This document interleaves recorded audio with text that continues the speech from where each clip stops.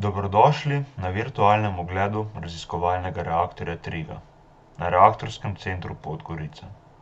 Zaradi virusa nas danes žal niste mogli obiskati, vas pa vabimo na ogled v živo, takoj, ko bo to mogoče.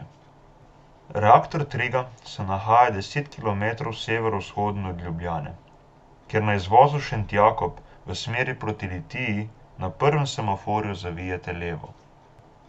Reaktor TRIGA je bil zgrajen leta 1966 in je namenjen, kot že samo ime TRIGA pove, za trening, kjer bodoči operaterji in študenti varno upravljajo z reaktorjem, za raziskave na področju reaktorske fizike in obsevanja z nevtroni in gama žarki, za izdelavo radioaktivnih izotopov, ter zadnji dve črki predstavljajo znano ameriško jedrsko družbo General Atomics, ki je reaktor izdelala.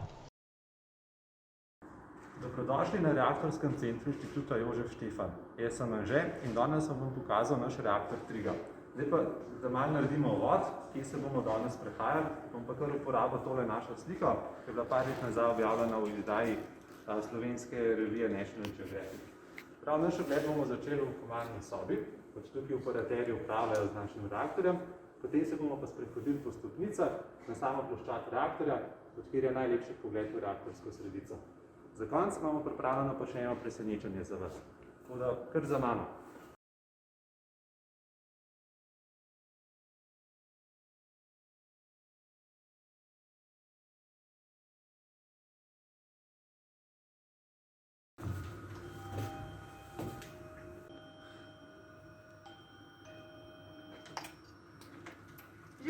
Živijo, Tinkara! Danes imamo pa na obisku virtualne obiskovalce in bi si radi pogledali reaktorsko ploščad. Zdaj nam prosim pomagaj s protokolom, kako pridemo gor. Ja, vsak, ki si želi ogledati jedrski reaktor, mora vzeti dozimeter, ki se ga aktivira s kartico. Anže ima svoj dozimeter pa svojo kartico, obiskovalci pa tukaj dobijo tako dozimeter kot kartico. Dozimeter je naprava, ki jo nosimo skozi pri sebi med obiskom in nam pokaže, kakšna je naša prejeta doza sevanja. Super, hvala lepa, Tinkara. Pojmo mi kar naprej v komandno sobo. Živijo, Andraž. Živijo. Danes imamo na obisku virtualne obiskovalce. Nam malo razložiš, kaj pa delaš tukaj v komandni sobi? Jaz pa delam test pred zagonom reaktorja. S tem testom ugotovimo, če je inštrumentacija, ki je potrebna za varno obratovanje reaktorja, deluje pravilno. Super, se pravi, to pomeni, da bo zdaj reaktor obratoval v kratkem. Tako je. Odlično. No, zdaj, preden bi šli gor na ploščad, bi vam pa jaz povedal še par osnov o tem reaktorju. Zdaj, reaktor je bil zgrajen leta 1966, maksimalna moč, ki lahko dosežemo, je 250 kW.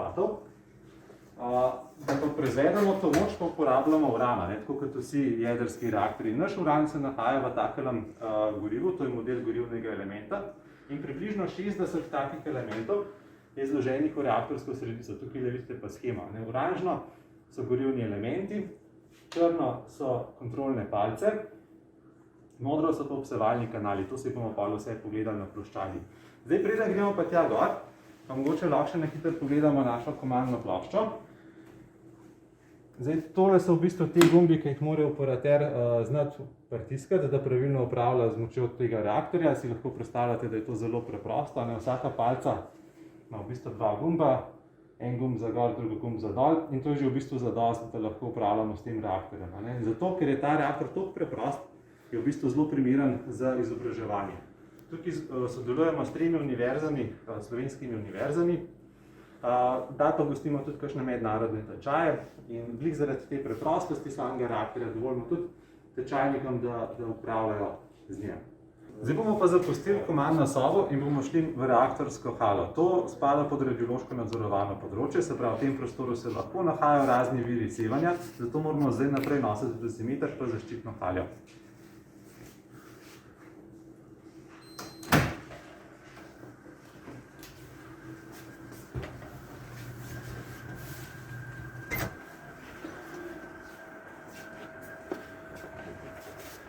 Naš reaktor TRIGA je bazenski tip reaktorja. Pomeni, da za tem betonom se nahaja bazen, ki je 6 metrov globok in ima 2 metra premera, sama reaktorska sredica se nahaja pa nekje 5 metrov pod gladino. Da si pojmo to pogledati s ploščadi.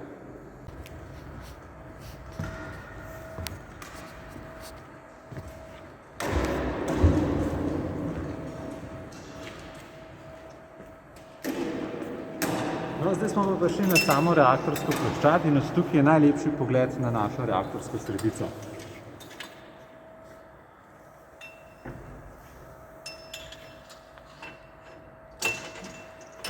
Zdajle pa tamle ravno vidimo našega operaterja Sebastjana, ki izvlači vzorce iz reaktorja.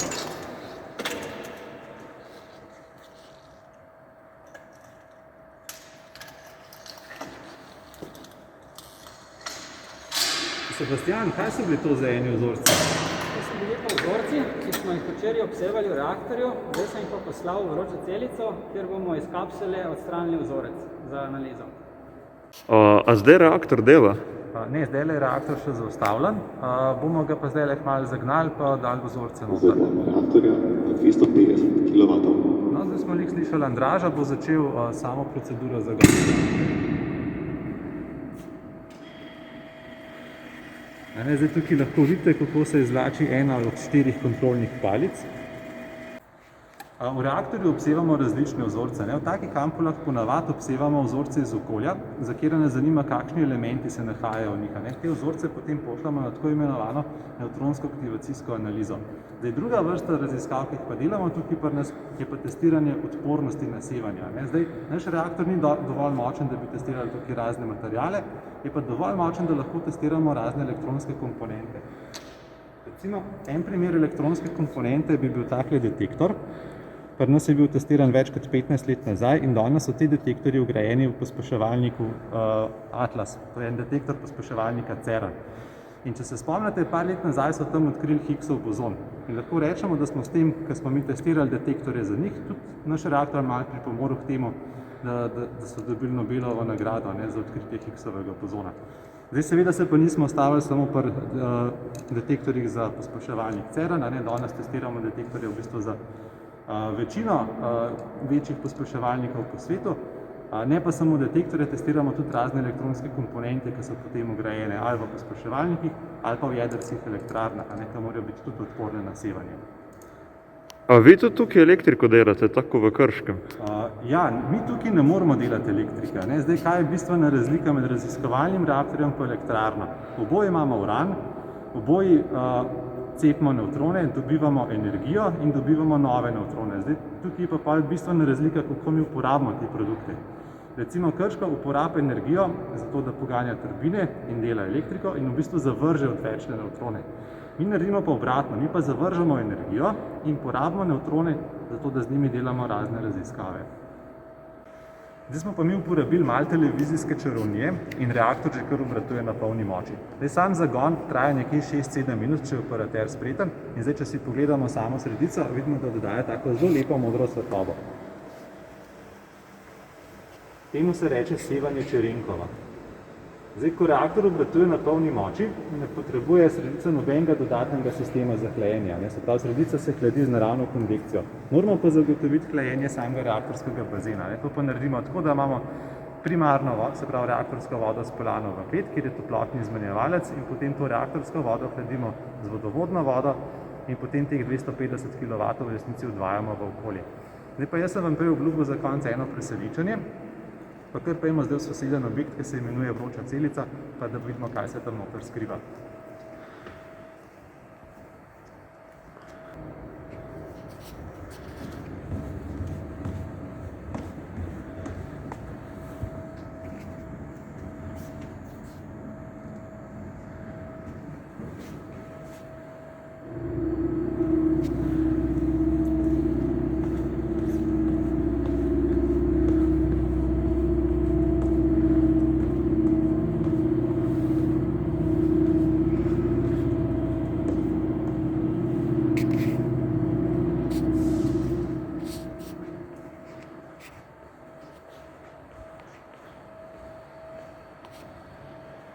Mogoče ste opazili, da imamo tukaj po reaktorskih halih ogromno takih lesenih kock, pa se sprašujete, kaj se skriva v njih, pa zakaj jih uporabljamo. To so kocke napolnjene s parafinom, se pravi voskom, in pa borovo kislino. Bor je zelo dober absorber nevtronov, zato te kocke uporabljamo kot zaščito pred nevtroni. Naprimer, bor se nahaja tudi v naših kontrolnih palcah, s katerimi potem absorbiramo nevtrone in z njimi lahko zaustavimo reaktor.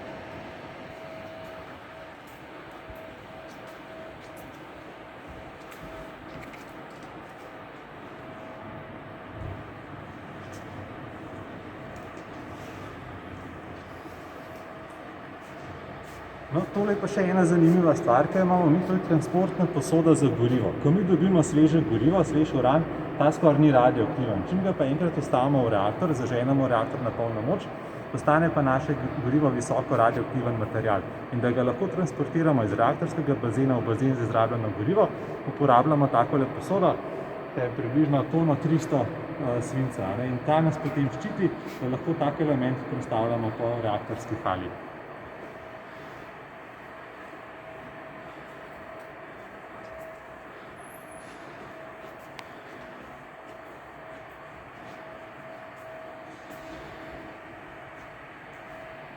Zdaj, na ploščadi ste videli navpične obsevalne kanale, ki grejo iz reaktorske ploščadi v samo reaktorsko sredico.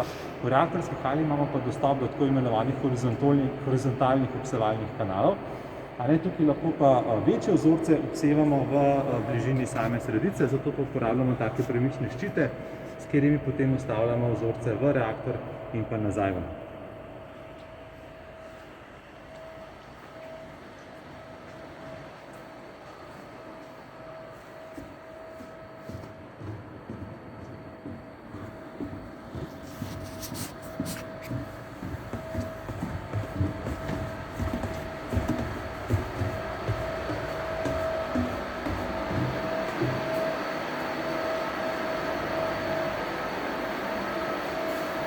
Zdaj smo pa v reaktorski kleti in tukaj bi vam pa rad pokazal tale sistem, se mi zdi zelo zanimiv, rečemo mu pnevmatska pošta.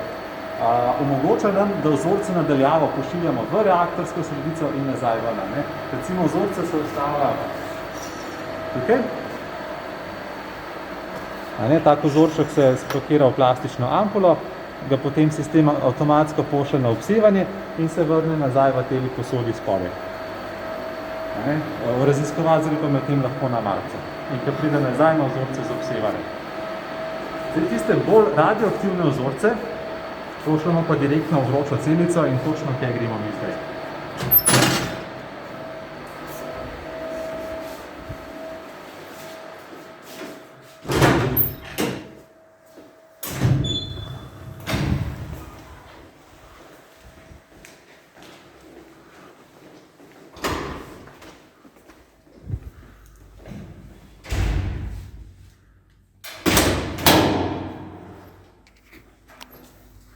Zdaj smo prišli pa v manipulativni prostor objekta vroča celica. To je objekt namenjen ravnanju z radioaktivnimi materiali. In tam ne vidimo, ker nekaj dela, pa najbolj, da gremo pogledati, kaj počne Sebastian.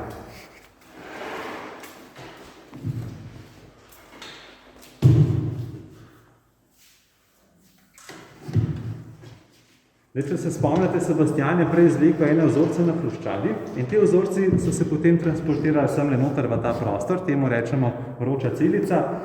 Prostor ima 80 cm debele stene, 75 cm debelo svinčeno steklo, se pravi, da imamo noter res lahko visoko aktivne materiale, da pa lahko delamo z njimi noter, uporabljamo v takele robotske roke, ki ste jih mogoče že kdaj videli v kakšnih filmih. Poleg odpiranja vzorcev, ki so se predhodno obsevali v samem reaktorju, se pa ta prostor uporablja tudi za predelavo radioaktivnih odpadkov. Največkrat ga za te namene najema Agencija za radioaktivne odpadke, se pravi, oni sem pripeljajo tisto, kar so pobrali na terenu in potem zmanjšujejo količino radioaktivnih odpadkov, naprimer, da dajo stran komponente, ki niso aktivirane, se jih deponira na navadni deponiji, tisto, kar je radioaktivnega, gre pa k njim v skladišče. Ali pa sem pripeljajo kakšne radioaktivne tekočine, si lahko predstavljate, da če imamo mi tekočino spravljeno v kovinskem sodu, to ne more biti toliko varno, kot če imamo trdno stvar spravljeno v kovinskem sodu in se potem to lahko skladišči več 10 let ali pa še kaj več. Zdaj, to je vse, kar se vam jaz danes mislil pokazati. Predlagam, da gremo kar nazaj v formalne stavbe.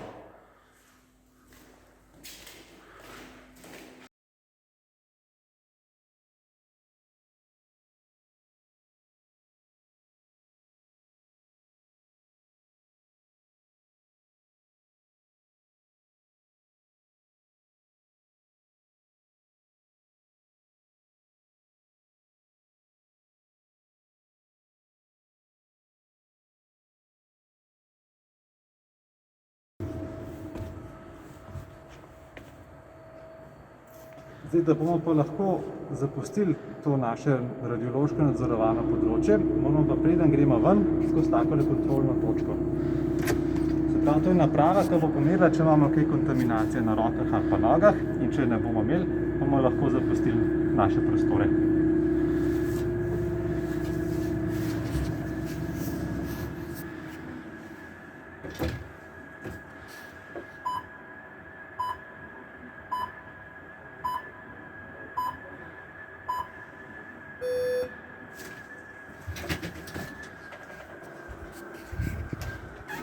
Kara, nismo nazaj.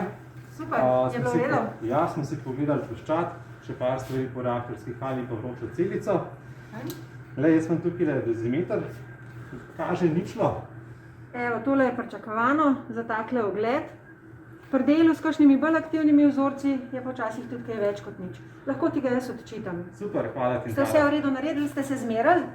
Vsi smo se zmerali, nismo bili radioaktivni, nič kontaminirani, tako da smo lahko šli nazaj v komandno sobo. Včasih se sicer zgodi, da kdo je kontaminiran, sploh kadar se dela s kakšnimi vzorci, ko se jih potegne ven iz reaktorja, ampak tudi to ni noben problem. Se umijemo, tamle je umivalnik in do zdaj je vedno zadostvalo, da so si ljudje roke umili.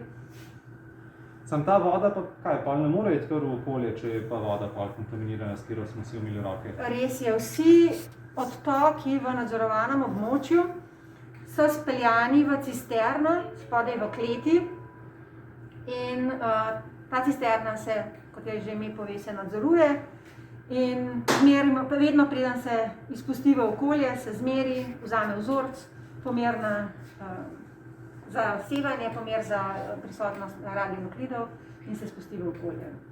No super, tole je bilo pa res zanimivo danes. Jaz upam, da ste se naučili kaj novega in res lepo vabljeni, ko bo konec teh ukrepov za korono, da nas obiščete še v živo in se v živo ogledate naš reaktor. Hvala za pozornost.